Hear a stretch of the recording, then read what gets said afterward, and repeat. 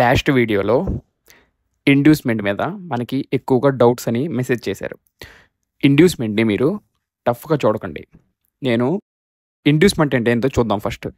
Inducement అంటే encouraging false breakouts creating liquidity for institutional traders. అర్థమైందా? వీళ్ళు ఇన్‌స్టిట్యూషనల్ ట్రేడర్స్ అనేవాళ్ళు ఒక ఫాల్స్ బ్రేక్అవుట్‌ని క్రియేట్ చేసి అక్కడ retailers or some small players enter అయ్యేటట్టు చేసి అక్కడి నుంచి లిక్విడిటీని గ్రాబ్ చేసుకుంటారు.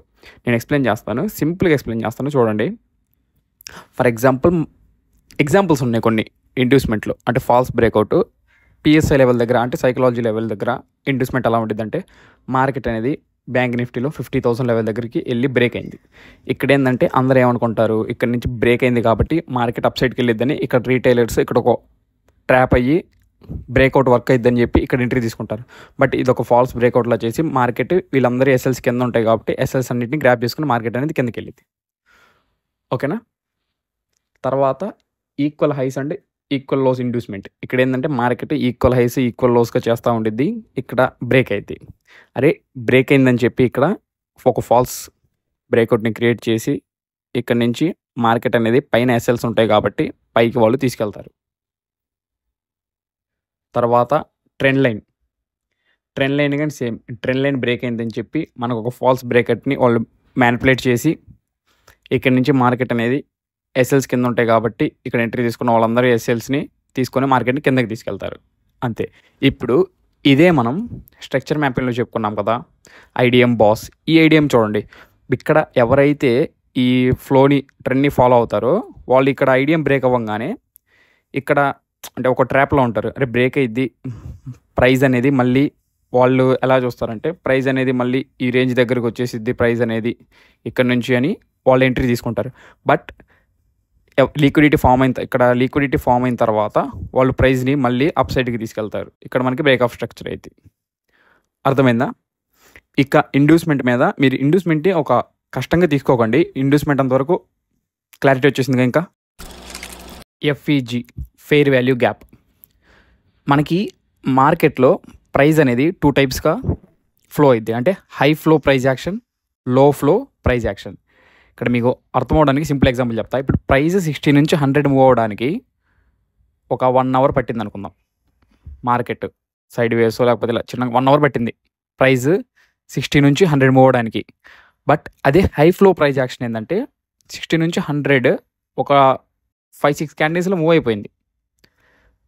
దీన్ని మనం హై ఫ్లో ప్రైస్ యాక్షన్ అంటాం. ఇది వచ్చేసి లో ఫ్లో ప్రైస్ యాక్షన్ అంటాం. అర్థమైందా? మనకి ఎఫ్ఈజీ అనేది లో ఫ్లో ప్రైస్ యాక్షన్లో ఉండదు. లో ఫ్లో ప్రైస్ యాక్షన్లో మనకి మార్కెట్లో ఎఫ్ఈజీ అనేది ఉండదు. హై ఫ్లో ప్రైస్ యాక్షన్లో మనం ఎఫ్ఈజీ వెతకాలి. హై ఫ్లో ప్రైస్ యాక్షన్లో మాత్రమే మన ఎఫ్ఈజీ ఉంటుంది. ఓకేనా? క్లియర్? ఇప్పుడు ప్రైస్ అనేది ఇలా వెళ్ళింది అనుకుందాం. హై ఫ్లో ప్రైస్ యాక్షన్తో ప్రైస్ అనేది ఇలా అప్ ట్రెండ్కి వెళ్ళింది. దీంట్లో మనం ఫెయిర్ వాల్యూ గ్యాప్ని ఎలా ఐడెంటిఫై చేయాలంటే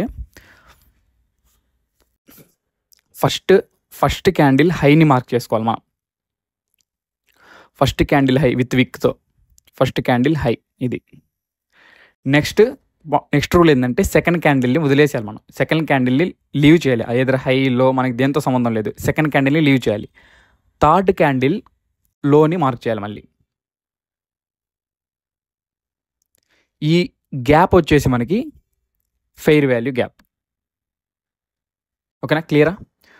ఈ గ్యాప్ వచ్చేసి మనకి fair value gap. Fair value gap ఎలా ఐడెంటిఫై చేయాలి అర్థమైందా?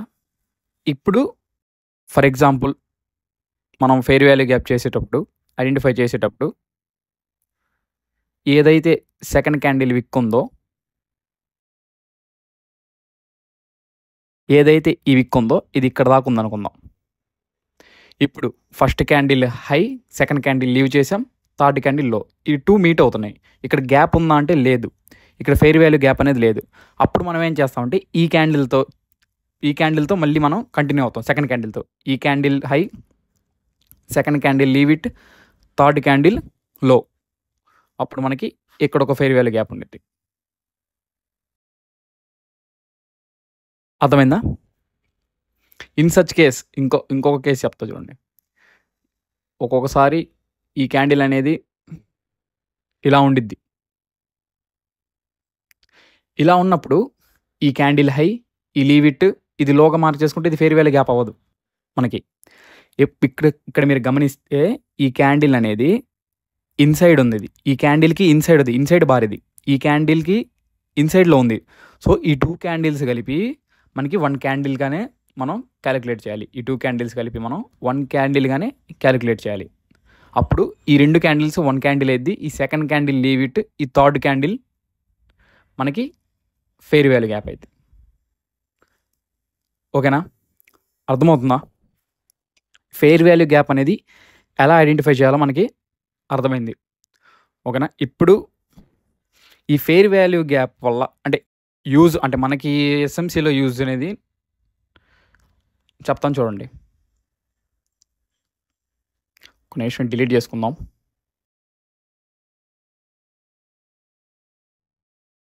ఇప్పుడు ప్రైస్ అనేది ఇక్కడ దాకా వెళ్ళి మళ్ళీ రీట్రేస్ అయ్యి మళ్ళీ ఇక్కడ మనకి ఐడిఎం తీసుకొని పైకి మూవ్ అవుతుంది. ఇక్కడ మనకి ఐడిఎం ఏది? ఎపిసోడ్ 2 చూడకపోతే ఎపిసోడ్ 2 చూడండి, అందులో మీకు క్లారిఫై అవుతుంది. ఎపిసోడ్ 2 చూడకుండా ఎపిసోడ్ 3 చూస్తే మీకు అర్థం కాదు. ఇది వచ్చేసి మనకి ఐడిఎం. ఓకేనా, ప్రైస్ అనేది ఐడిఎం తీసుకున్న తర్వాత ప్రైస్ అనేది పైకి మూవ్ అయింది. పైకి మూవ్ అయినప్పుడు ఇక్కడ మళ్ళీ ప్రైస్ అనేది ఇంకొక ఐడిఎం తీసుకుంది.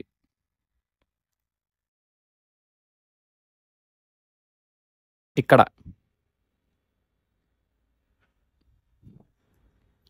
ఇంకా డీప్గా ఎక్స్ప్లెయిన్ చేయాలంటే ఇక్కడ మనకు ఒక బాస్ వచ్చింది. ఐడిఎం తర్వాత హయ్యర్ హై బ్రేక్ అయినప్పుడు ఇక్కడ మనకు ఒక బాస్ వచ్చింది. సో ఇప్పుడు మనకి ఫెయిర్ వాల్యూ గ్యాప్స్ అనేవి ఎక్కడ ఉన్నాయి? ఇందాక మనం ఫెయిర్ వాల్యూ గ్యాప్స్ అనేవి ఐడెంటిఫై ఎలా చేసామో అలా చేసుకుంటే ఇక్కడ ఒక ఫెయిర్ వాల్యూ గ్యాప్ వచ్చింది మనకి, ఇక్కడ ఒక ఫెయిర్ వాల్యూ గ్యాప్ వచ్చింది. ఇప్పుడు ప్రైస్ అనేది ఐడిఎం తీసుకున్న తర్వాత ఈ ఫెయిర్ వాల్యూ గ్యాప్ నుంచి రీట్రేస్ అయిద్దా, లేకపోతే ఈ ఫెయిర్ వాల్యూ గ్యాప్ నుంచి రీట్రేస్ అయిద్దా? ఇది కాన్సెప్ట్. మనకి ఏ ఫెయిర్ వాల్యూ గ్యాప్ వర్క్ అయింది, ఏది ఎక్కువ ఉంటే ఏది తక్కువ ఉంటే కాదు, మనకి ఏ ఫెయిర్ వాల్యూ గ్యాప్ అనేది వర్క్ అయింది అనేది మనం తెలుసుకోవాలంటే మనం నెక్స్ట్ కాన్సెప్ట్స్ కూడా తెలుసుకోవాలి. ఇదే మనం డౌన్ ట్రెండ్లో చూద్దాం. సేమ్ డౌన్ ట్రెండ్లో ఫస్ట్ క్యాండిల్ లో, second candle leave it, third candle high. ఇది వచ్చేసి మనకి fair value gap. Same first candle, second candle leave it, third candle high. ఇదొక ఫెయిర్ వాల్యూ గ్యాప్. మనకి డౌన్ ట్రెండ్లో సినారో అంటే మీకు అర్థమైపోయి ఉంటుంది, బట్ ఎక్స్ప్లెయిన్ చేయాలి కాబట్టి నేను చెప్తున్నాను. ఫర్ ఎగ్జాంపుల్ ప్రైస్ ఇలా కిందకు వచ్చి మళ్ళీ ఇక్కడ ఐడిఎం తీసుకుంది.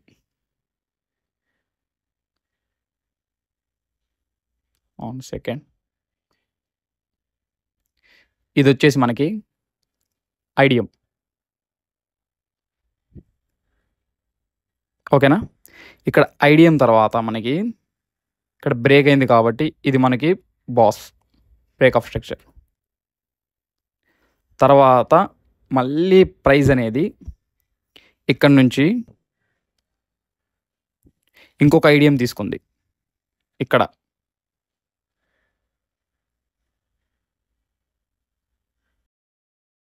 ఇంకొక ఐడిఎం తీసుకుంది ప్రైస్. ఈ ఐడిఎం తర్వాత ప్రైస్ అనేది ఏఎఫ్ఈజీ తర్వాత మళ్ళీ మనకి డౌన్ ట్రెండ్ కంటిన్యూ అయింది. ఈఎఫ్ఈజీ తర్వాత అయిద్దా, ఈఎఫ్ఈజీ తర్వాత అయిద్దా? ఇక్కడ మనం ఎఫ్ఈజీస్ ఎక్కడ చూడాలంటే మీకు చెప్తానండి.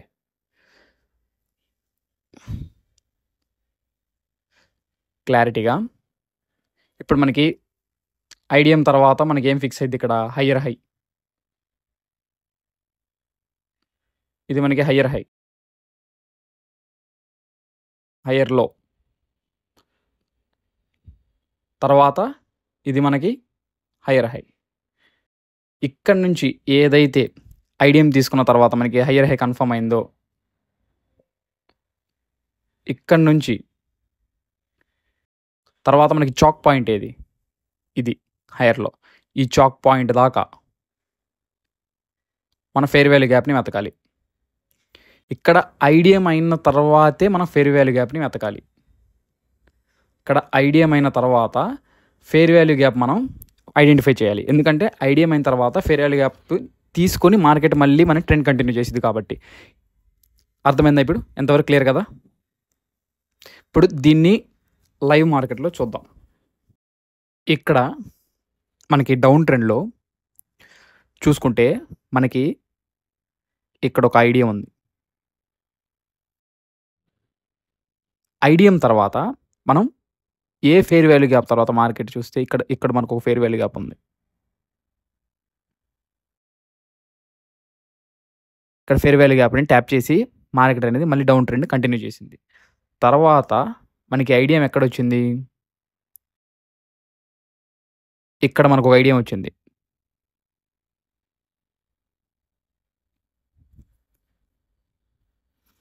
ఈ ఐడియం తర్వాత మనం ఫెయిర్ వాల్యూ గ్యాప్ వెతుకుతాం. ఫెయిర్ వాల్యూ గ్యాప్ చూసుకుంటే ఇక్కడ ఒక ఫెయిర్ వాల్యూ గ్యాప్ ఉంది.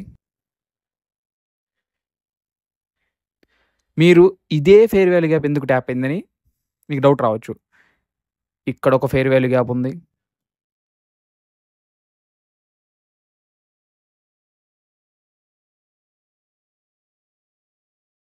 తర్వాత ఇక్కడ ఒక ఫెయిర్ వాల్యూ గ్యాప్ ఉంది.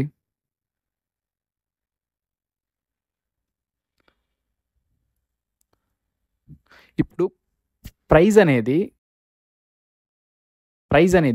ఈ ఫెయిర్ వాల్యూ గ్యాప్ దగ్గరికి వెళ్ళి ఎందుకు రిట్రేస్ అయింది? ఈ ఫెయిర్ వాల్యూ గ్యాప్ దగ్గరికి వెళ్ళి రిట్రేస్ అవ్వచ్చుగా, లేకపోతే ఈ ఫెయిర్ వాల్యూ గ్యాప్ దగ్గరికి వెళ్ళి రిట్రేస్ అవ్వచ్చుగా. ఏ ఫెయిర్ వాల్యూ గ్యాప్ దగ్గరికి వెళ్ళి రీట్రేస్ అయ్యిద్ది అనేది మనం ఆర్డర్ బ్లాక్, ఆర్డర్ ఫ్లోస్లో తెలుసుకుంటాం. ఓకేనా? ఎంతవరకు క్లారిటీ వచ్చింది కదా? నార్మల్గా ఈ ఎపిసోడ్లోనే ఆర్డర్ బ్లాక్, ఆర్డర్ ఫ్లో అనేది కంప్లీట్ చేయాలి. బట్ లెంత్ ఎక్కువ అవుతుంది కాబట్టి నేను నెక్స్ట్ ఎపిసోడ్లో ఆర్డర్ బ్లాక్, ఆర్డర్ ఫ్లో అనేది నేను కంప్లీట్ చేస్తాను.